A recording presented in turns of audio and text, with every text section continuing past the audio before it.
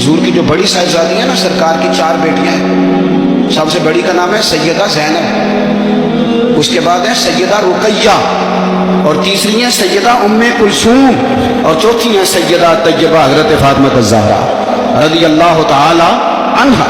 حضرت زینب آ رہی تھی مکہ مکرمہ سے مدینہ طیبہ، تو ایک شخص نے نا، کافر نے ان کو نیزہ چبویا گھوڑے کو، تو گھوڑا تیز بھاگا، سیدہ زینب گر گئی، پیٹ مبارک میں بچہ تھا، وہ بچہ بھی آپ کا انتقال کر گیا، کچھ مہینے آپ بیمار رہی اور پھر آپ وصال کر گئے۔ میرے محبوب کے سارے خاندان میں، سارے خاندان میں قربانیاں دی۔ سیدہ زینب اس زخم کی وجہ سے انتقال کر گئی، وہی بندہ نیزہ مارنے والا فتح مکہ کے دن چہرے پہ نقاب ڈال کے آ گیا اور حضور کے سامنے بیٹھ کے کہنے لگا بہت بڑا دشمن بھی آ جاؤ تو معاف کر دیتے ہو؟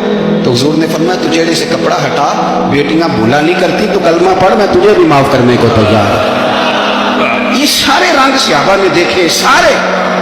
اور جس دن حضور بدر کو جا رہے تھے نا، میں فون کر دیتا ہوں میں نہیں آ سکتا، میرے گھر میں فلانا بیمار ہے۔